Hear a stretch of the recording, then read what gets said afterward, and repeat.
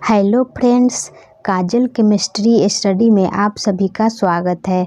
अगर मेरा वीडियो आप सभी को पसंद आए तो एक लाइक कर देना और अभी तक आपने मेरे चैनल को सब्सक्राइब नहीं किया है तो प्लीज़ सब्सक्राइब कर लेना।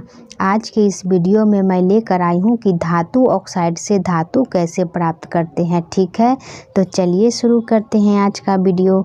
दोस्तों, प्रगलन विधि द्वारा धातु ऑक्साइडों से धातु प्राप्त किए जाते हैं। अब बात आता है कि प्रगलन विधि होता क्या है। तो प्रगलन एक प्रक्रिया का नाम है। हमने पिछले वीडियो में सांद्रित अयस्क से धातु ऑक्साइड प्राप्त करने की दो विधियां बताई थी, जिसमें से एक था जारन विधि और दूसरा था निस्तापन विधि। ये वीडियो आपको इस वीडियो के डिस्क्रिप्शन में मिल जाएगा, आप वहां से जाकर देख सकते हो। ठीक है, तो प्रगलन में हमें करना क्या होता है ना कि जारित या फिर निस्तापित अयस्क में कोई अपचायक पदार्थ मिलाकर उसके द्रव्यनांक से ऊपर के ताप पर गर्म करके द्रवीभूत करने से धातु प्राप्त होता है। इसको एक उदाहरण से समझते हैं तो अच्छे से समझ में आएगा। ठीक है, यहाँ है CuO यानी कि कॉपर ऑक्साइड, जो कि धातु के ऑक्साइड है, और हमें पढ़ना क्या है, धातु ऑक्साइड से धातु प्राप्त करना। हमने प्रगलन में क्या बताया कि अयस्क में कोई अपचायक मिलाकर उसके द्रव्यनांक से ऊपर के ताप पर गर्म करना होता है। यहाँ जो हमने उदाहरण लिया है इसमें CuO ये जारित अयस्क है और प्लस में है C यानी कि कार्बन, ये अपचायक है। तो अयस्क और कार्बन को मिलाकर इसके द्रव्यनांक से ऊपर के ताप पर गर्म करते हैं। गर्म करने पर होता क्या है ना कि कार्बन कॉपर ऑक्साइड का अपचयन धातु में कर देता है। दोस्तों, आपने अपचयन और उपचयन पढ़ा होगा तो ये और भी अच्छे से समझ पाओगे। अपचयन के बाद जो धातु प्राप्त होगा कॉपर, वो पिघली हुई अवस्था में प्राप्त होगा और साथ में कार्बन डाइऑक्साइड गैस भी बनता है। दोस्तों, इसको एक और उदाहरण से समझ सकते हो। जिंक ऑक्साइड जो धातु के ऑक्साइड है, इसमें कार्बन मिलाकर इसके द्रव्यनांक से ऊपर के ताप पर जब गर्म करेंगे तो हमें जिंक यानी कि धातु प्राप्त हो जाएगा।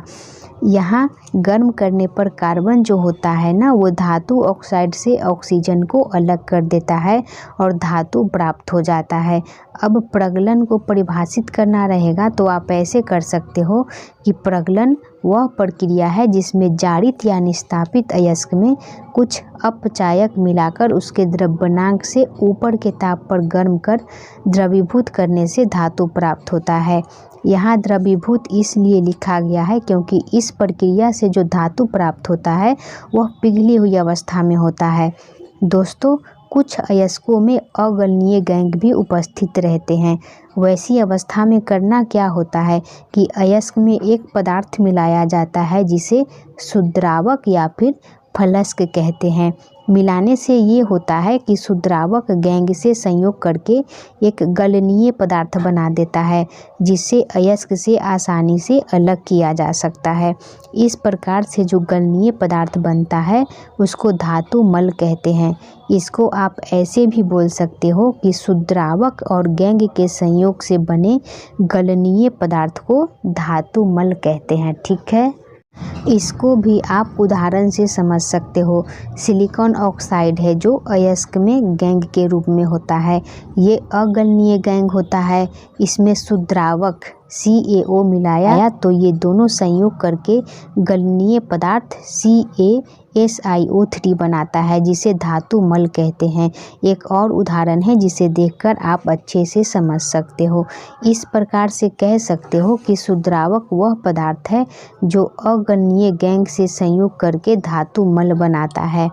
दोस्तों, कुछ धातुएं ज़्यादा अभिक्रियाशील होती है, जैसे कि मैग्नीशियम हो गया, कैल्शियम और एल्युमिनियम। ये सब ज़्यादा अभिक्रियाशील होने के कारण इस विधि से इसे प्राप्त नहीं किया जा सकता है। ठीक है, ओके।